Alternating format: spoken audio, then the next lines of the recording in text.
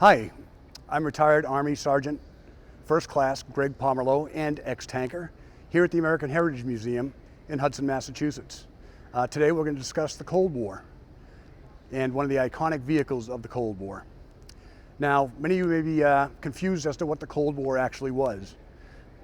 The Cold War lasted from 1947 to 1991, and it was basically a non-shooting war between NATO, the North Atlantic Treaty Organization, founded in 1949, and the Warsaw Pact, headed by the Soviet Union, that formed in 1955.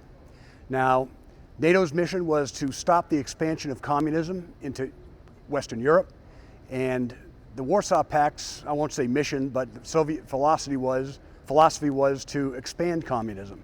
So that's why this is known as the Cold War. There's no actually fighting that took place, but there was a lot of forces in Europe facing off against each other. Now, here at the American Heritage Museum, every vehicle you see in the post-World War II section actually can be considered a Cold War vehicle, because the Cold War lasted from 1949 to 1991.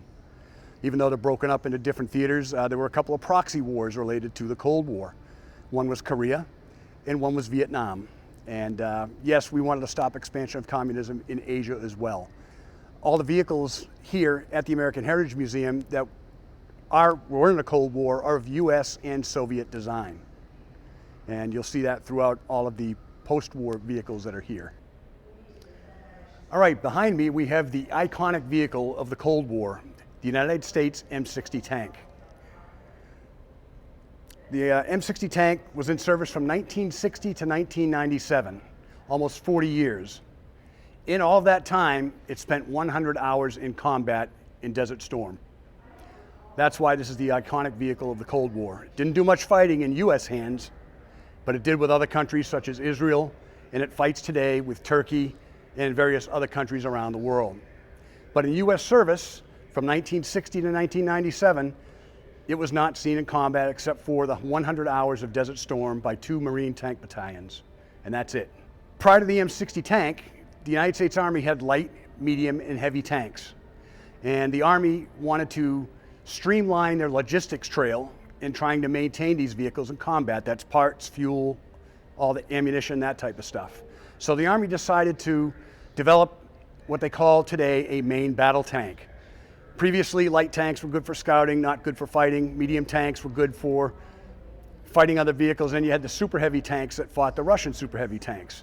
And the philosophy was that we would make one main battle tank to do all jobs. It had enough armor to protect itself in most situations. It had a gun that could deal with most targets on the battlefield, and it had good mobility. Now, the M60 was only developed as a temporary tank until the American and West German designed MBT-70 came into service in the 1970s. It was supposed to be a stopgap tank, but it served for many, many more years after that. And one of the other improvements of the M60 was in 1956, during the Hungarian Revolution, someone stole the T-55 tank and drove it into the British Embassy. Now, the British military analysts there, they determined that the current British 20-pounder gun and the American 90-millimeter gun could not penetrate the armor of the T-55. So, as part of the M60 project, in trying to streamline the Army and all their vehicles, they decided to arm it with a 105-millimeter gun to take on the current and future Soviet threats.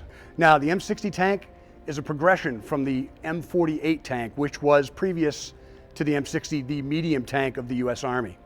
Now, it shares 80% of the parts of the M48 tank. A lot of people like to call the M60 a patent tank. It actually is not. The patent tank ended with the M48. Now, the M60 had some improvements over the M48. Basically, it was the hull. The hull had better ballistic protection, and it was actually had more interior space, so it carried more fuel, which enhanced its range of action, and it could carry more ammunition. And that was the big, and they put the 105-millimeter cannon into the M48 turret that was fitted to the M60. Now, what we have behind us today is the M60A1, which is an improved version. It has the elongated turret. And if you look at the front, it's got a very small cross section. So it's much better ballistically protected than the original M60 was. And if we walk over here to the side,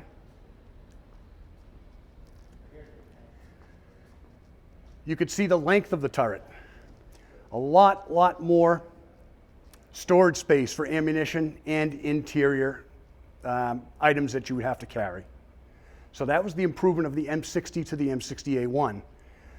Now, the M60A2 was designed to overwatch the M60A1s when they went into combat. Because as I mentioned before, the MBT-70 project was being delayed, the Army decided to develop the M60A2 with the same weapon system as we see here on this Sheridan tank, the 152 millimeter gun missile launcher. Now, the M60A2's job was to overwatch the M60s as they went into the attack because it had a much greater range with the Shillelagh missile out to 3,000 meters. This tank, the M60A1, wasn't good much past 2,500 meters. The next version of the M60 was the M60A3, which incorporated the fire control system technology from the M1 tank that was now in development.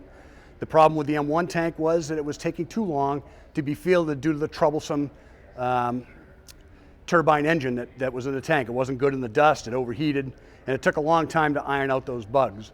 So what they did is they took the technology from the M1 tank's fire control system and retrofitted it to the M60A1 that you see here, and it made it a much more capable tank. It had a laser rangefinder, it had thermal imaging, so it was great for fighting at night. And that turned the M60 tank into a deadly defensive tank. In the defense, in a hide, or in an ambush, it was very accurate, and it can engage targets out to 4,700 meters. So the last version of the M60 tank that was derived was the M60A3 main battle tank. And what the Army did was they took the fire control system of the long-delayed M1 tank program and retrofitted it to this 30-year-old tank. Now, what they did is they took the thermal imaging, they took the fire control system with the ballistic computers, laser rangefinders, and packed it all into this tank and made this a very effective fighting vehicle. And in the Cold War, this is what we faced off against the Soviets for most of the Cold War. And it made a great defensive tank. It wasn't so good on the offense because the stabilization was not that good, but we weren't worried about attacking into East Germany or towards the Soviet Union. We were worried about them coming across the border towards us. So when you had this tank in a hide position, lasing targets and getting a good ballistic solution, you would hit that tank with your first round 95% of the time. Whereas previously with the M60A1, anything past 2,500 meters, you had a 50% chance of hitting the target. So it was much more lethal.